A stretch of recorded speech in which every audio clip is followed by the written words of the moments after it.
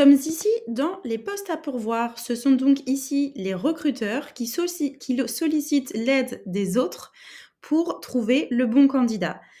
Tu retrouveras ici les informations sur les recruteurs, ici le nombre de candidats qui ont déjà été proposés et le statut du candidat proposé. On voit qu'ici, un candidat a été proposé, il a été rejeté. Ce petit bouton d'exclusivité sert à identifier les recruteurs qui ont signé une clause d'exclusivité avec leurs clients. Ça veut dire qu'aucun autre recruteur qu'eux ne travaille sur cette mission et que si eux n'ont pas le temps de s'en occuper et souhaitent solliciter l'aide des autres pour le sourcing, il y a moyen que tu sois tout seul pour proposer ton candidat. Tu retrouves ici le montant proposé par le recruteur qui te sera attribué si ton candidat va au bout du process. Sache que ce sont les recruteurs qui choisissent le montant des primes. Ici, c'est Charles-Éric qui a choisi le montant de 4 500 €. En général, c'est un montant qui correspond à un tiers de la valeur du candidat s'il avait été placé chez le client en direct. Certaines fois, tu peux retrouver le petit bouton Muso qui t'indique que cette mission vient de Muso. Ça t'indique que voilà, attention, c'est une mission sur laquelle de nombreux recruteurs peuvent travailler.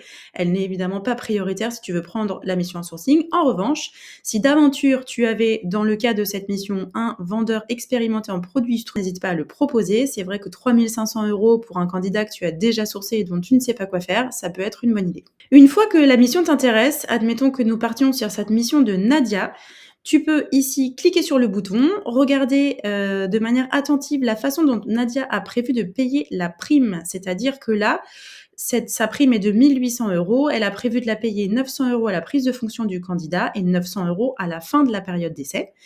Tu trouveras ici le petit descriptif qu'elle a proposé. Si tu souhaites la contacter, tu peux cliquer sur ce bouton. Tu trouveras ici la fiche de cette recruteuse. Tu pourras la contacter par LinkedIn, par téléphone ou bien directement sur son adresse mail.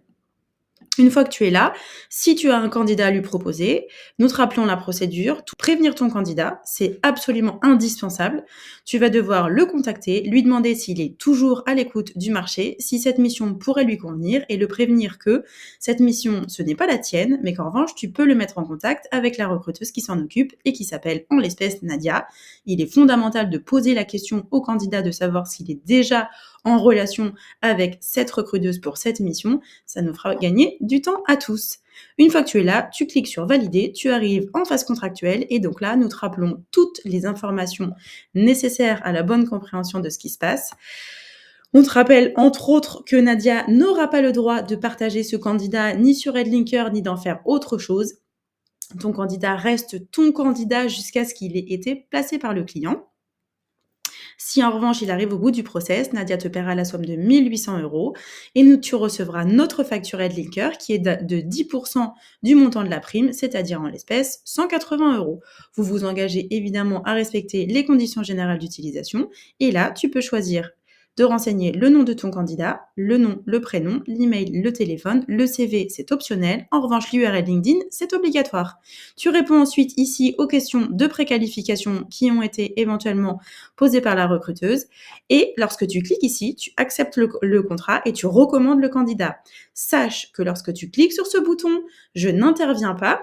Le candidat part directement chez le recruteur. C'est pour ça qu'on vous sélectionne à l'entrée. Nous ne voulons que des recruteurs professionnels et qui sont capables de lire et de comprendre la demande de leurs collègues.